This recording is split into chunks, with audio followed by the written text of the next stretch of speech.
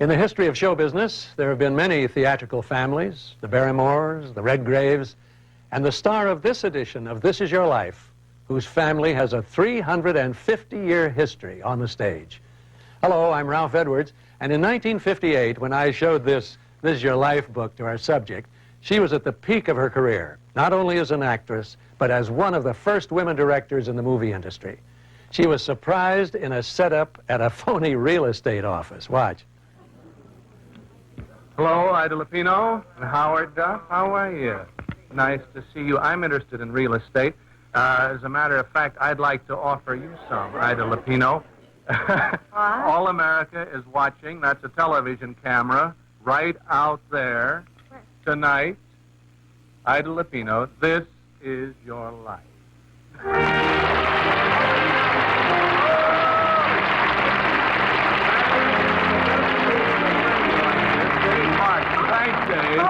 A phony real estate deal this is, huh?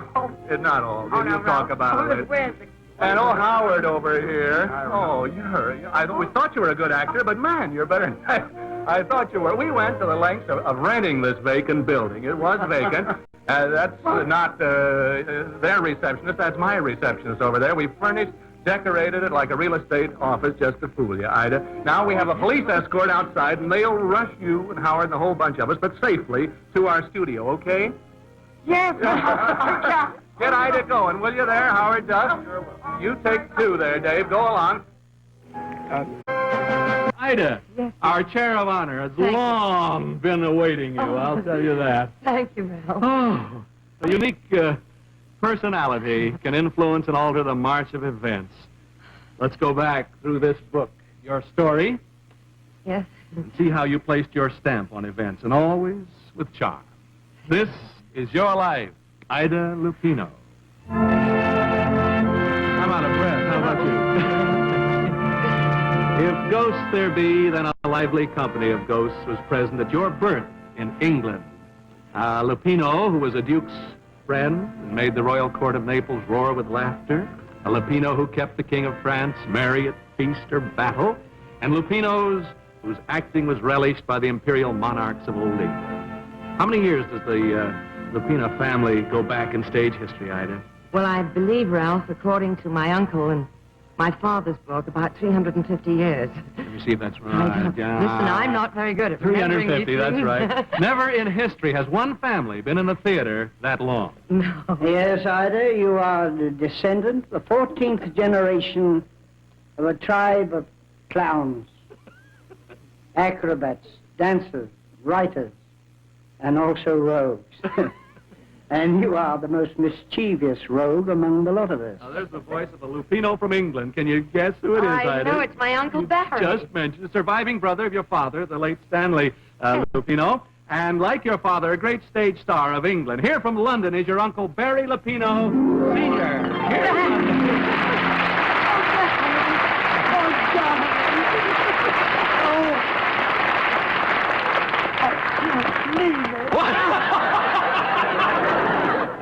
Nick, you didn't have the cameras low enough to see Uncle Spank Ida here. Oh, I've done that many a time. For a fellow of 76 years, you look like a youngster there, young man. 75. Oh, 75. Now, you spoke of rogues, sir. Don't tell me that Ida inherits a tendency to break the law. Well, I don't know. The first Lupino who went over to England in about 1500 and something, he tried to give a show in the middle of Trafalgar Square. And he was arrested for being a rogue and vagabond. Oh, no. Sent to jail. Oh, yes. Fine thing, a Lupino arrested for his acting. Now, Ida, you broke a good many rules yourself as a young girl. What outrages did Ida attempt, Uncle Barry? Shall I tell them? Go ahead. Well, when she was about 8, she wanted to have blonde hair, and she dyed it. And yes. She was about 10. She would insist upon wearing long dresses. Caused a little trouble, but I always came to her aid, and we smoothed matters over. But I admired your pluck for doing so, anyway. Yet I can't believe this, you know. After all, Ida was only being a true Lupino. Ida, the newest actor in the Lupino line, is in our audience right now. There he is, your second cousin, Richard Lupino, up there, a rising young actor here in Hollywood. And that fellow is going to make his name in the illustrious Lupinos. Thank you, Uncle Barry Lupino, for coming here from England, sir, to be with Ida tonight.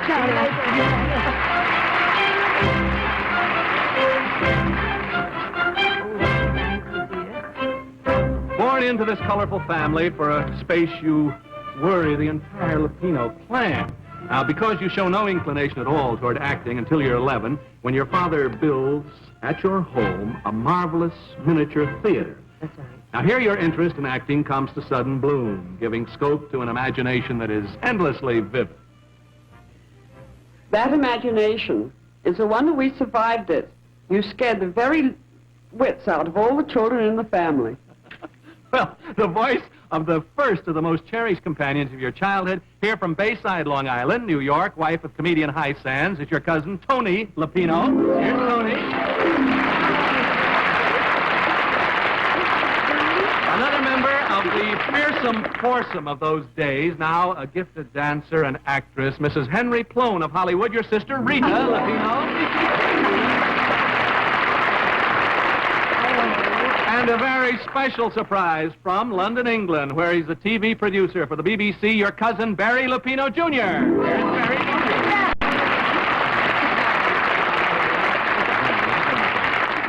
Jr. Well, each of you has been victim to Ida's famous imagination. Now, Tony, would you like to register the first complaint? Yes, I will. Ida, do you remember when we were children we used to love to play pirates? Yes. And you always insisted that it should be realistic. Yes. Being the smallest, you used to make me walk the plank. Yes. Well, this day, you and Barry dropped the plank, and I fell and broke my arm. That's correct. That I could forgive. But when you and Barry took me in the bushes to try and straighten out, that I couldn't forgive. Tried to straighten your broken arm out? That's right. Ida. And there's the grisly case of Napoleon's hand.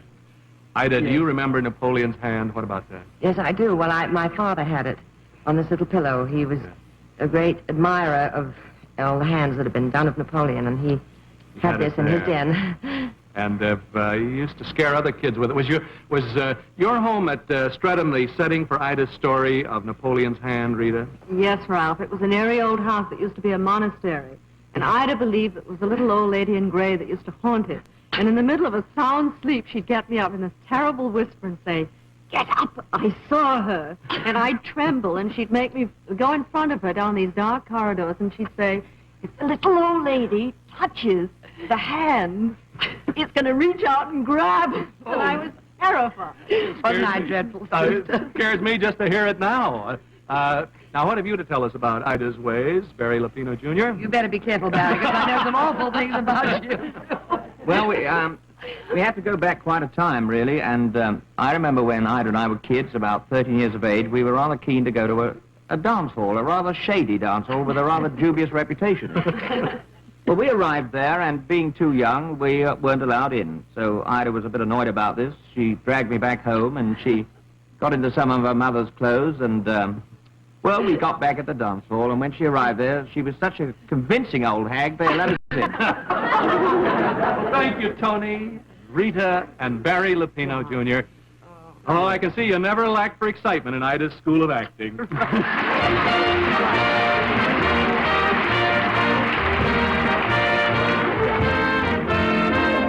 14, most unexpectedly, you get your first part in a movie. How did that happen, Ida? Well, I've been waiting for a long time, ever since I was about 7. And an American director came to England, was directing over there, a very well-known director by the name of Alan Dwan. Yes, indeed, Alan Dwan. And he gave me my first chance. And I must say, at the age of 14, I fell terribly in love with him and had my first schoolgirl crush.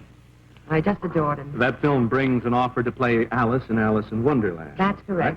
Right? And, of course, that was to be filmed in America, and your mother brings you to the USA. That's to right. carry on your life from that point, here from Las Vegas, Nevada, is your mother, Mrs. Connie Lupino. Here's Connie.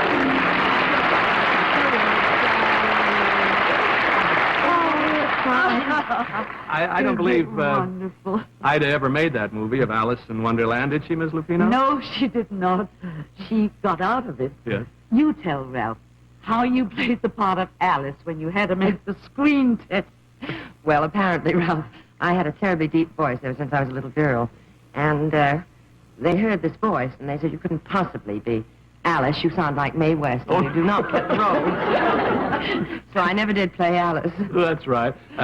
But the studio forgives you and launches you in a series of roles as a pretty young ingenue.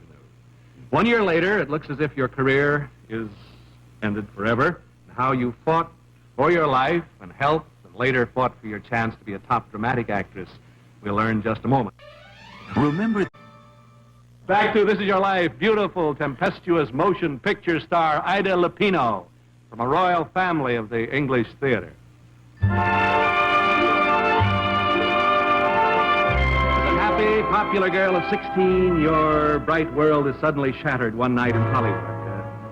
What happens, Mrs. Lupino? Well, Ida came back from a date with Tom Brown. It was early, so they went into the kitchen and they tap danced and they had so much fun until about midnight. So then Tommy went home and Ida and I went to bed. But within an hour, she came to me and awakened me and said, "Oh, Mommy, I feel so desperately ill." Well, I had read in the papers about the polio epidemic. So I didn't know what to do. I was panic-stricken. So I took her temperature, and I tried to remember some of the symptoms that I'd read about. So I said, "Oh, I'll try and check them." And when I did, I instinctively felt that Ida had polio. The doctor comes and tells you that your diagnosis was correct, and your quick action may have given your daughter her only chance. It is polio. And weeks of anxiety are ahead for you, Ida. Did polio leave you with any lasting effects at all? Oh, well, a little, Ralph, yes. It impaired my right hand a little bit. I see.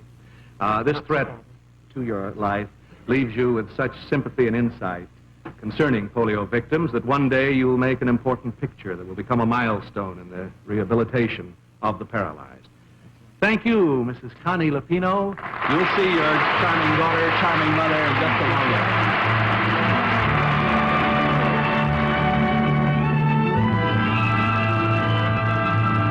Now you're in your 20s, an excitingly lovely girl, but a tempest is brewing within you. You're fed up with playing only ingenue roles. There's a sweet young thing with the roses over your arm. You tell your friend Hedda Hopper that you're going to stage a real rebellion. Now, Hedda was all for it, wasn't she? Yes, she was. Bless her heart. And what did you want, and what did you do, Ida? Well, I talked to Hedda, Ralph, and I said, "What am I going to do? I'm not getting anywhere. I'm playing these little fluffy blondes." She said, "Well, I'll tell you what, darling," with that marvelous voice of hers. She said, "Number one, let your eyebrows grow in, scrape all that makeup off your face, and let your hair go natural. And then go and think and study a little bit about acting." And I said, "All right." I did it. I was off the screen, I might add, for about 15 months. But it was worth it because I made a comeback in a pretty decent picture called The Light That Failed, and I have Hedda to thank for that advice. Great advice. A great gal, isn't she? Yes. Preferring to starve rather than surrender, you spend a full year away from pictures. And then one day... I was preparing to film the great Kipling story, The Light That Failed. Ida swept into my office and asked me point blank for the key feminine role in my picture. Yes, it's the great director whose yes or no that day meant everything to your future. Academy Award winner and director of such films as Wings, they're all classics. A Star is Born, Battleground, and The High and the Mighty. Here's your good friend, Mr. William Wellman. Bill Wellman. You look beautiful. He knows how it feels to be up there because Bill was a principal subject on This Is Your Life, and a great one, too. Ida not only came to ask for the part, but she knew all about the story and the characters, didn't she, Mr. Wellman? Yes, that was right. And Ida, you convinced me that you were the only girl to play the part of Bessie, that odd, mad little Cockney girl of the story. So I sold the studio. You did. And you sold the public. And you've been doing it ever since so beautifully. Well, thanks to you, Bill. No, Ida, I got one more thing to say. Yes. That you are chair. Chair, which in the strange language of my kids means the greatest. Oh, you darling. Thank you, William Wellman. Through your vision, Ida Lupino proves herself a dramatic star of the very first rank. Thanks, Bill. Daring to discard glamour by becoming a villainous and the girl you love to hate, You thrill the world in such great hits as They Drive by Night, Ladies in Retirement, The Big Knife, High Sierra, and many, many more. Remembering how Alan Dwan and William Wellman had helped you through these years, you look for a way to give other young people their chance.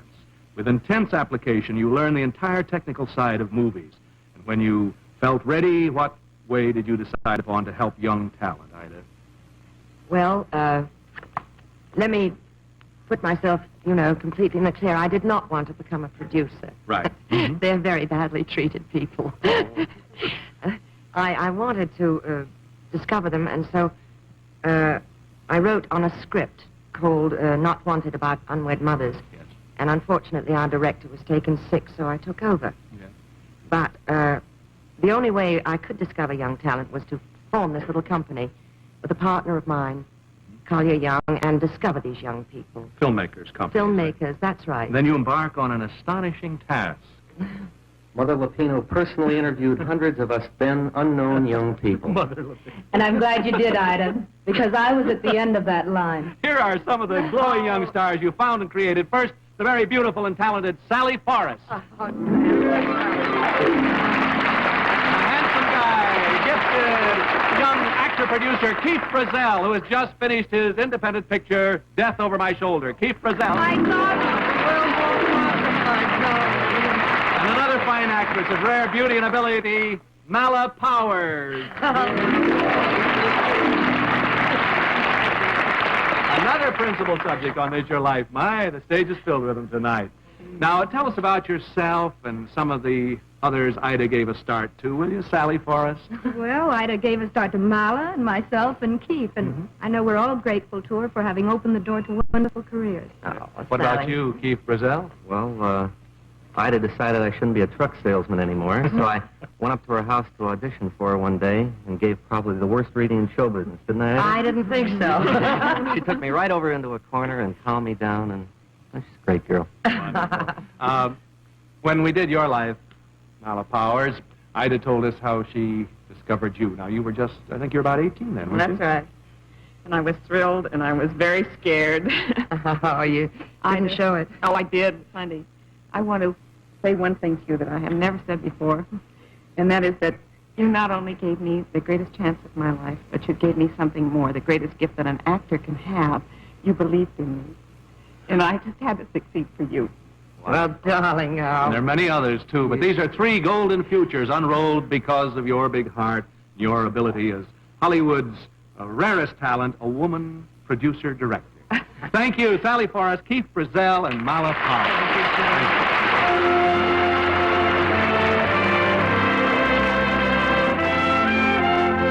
Thank you. Now, your former marriage has ended. You go to live by yourself at Malibu Beach, and it's there you find at last the personal happiness you deserve in the form of a neighbor who happens to take the house nearby. And here he is, your happy husband, TV and motion picture star, partner and co-star with you in your hit television series, Mr. Adam Sneed, Mr. Howard Duff. Oh, the poor guy. I'll never forgive him. He's just been going through all kinds of trouble and all that real estate deal. How did this romance of yours get underway, Howard? Well, I guess, Ralph, it was just simply a case of love thy neighbor. Yeah. I went over to fix a couple of screens, and I broke a few, and this is the result.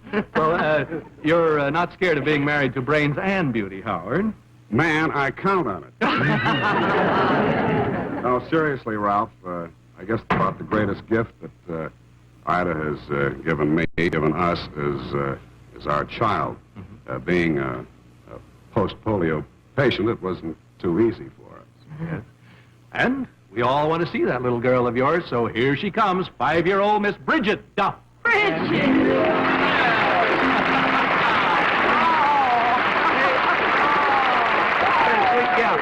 Bridget, is your mother good about telling you stories at bedtime, honey? She is. Well, she'd better be, because, here, you want to get right down here, baby? Once upon a time, when Mother was a little girl in England, she had a nurse she loved, who used to tell her stories and tuck her in bed at night. If little Bridget is anything like you, Ida, she always wanted one more story. Voice you haven't heard since your childhood, Ida. We traced her from England and found her in New York. Your nanny, Miss Gertrude Inglis.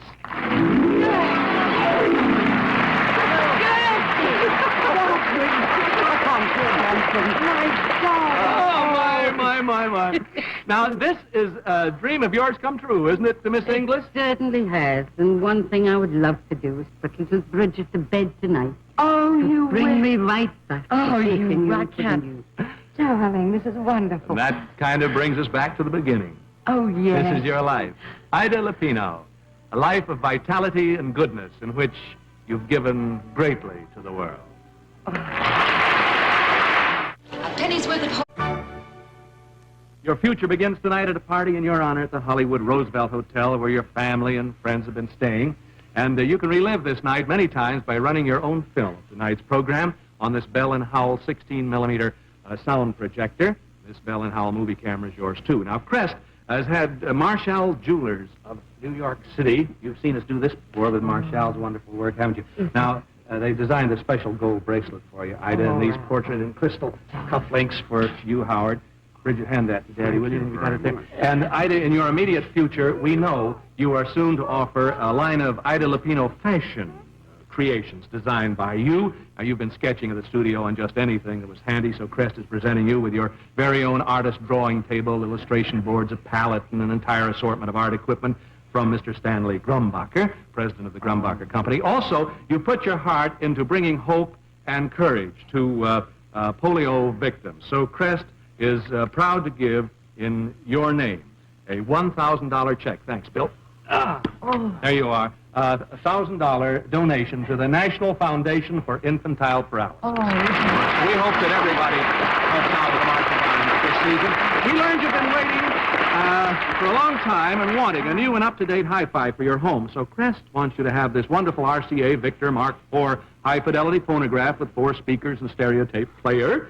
And one of the first records you'll want to play on it is this one right here, a record made by your late, great father, musical comedy star Stanley Lupino. Now listen to your father's own voice in a few bars from this song that you love. Up my finger, and I say, tweet, tweet, shush, shush, now, now, come, come.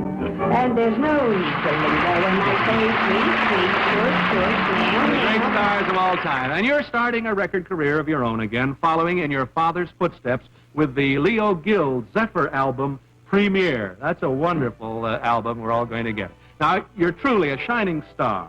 You have illuminated the world about you with generosity and kindness. We salute a lovely lady of our time.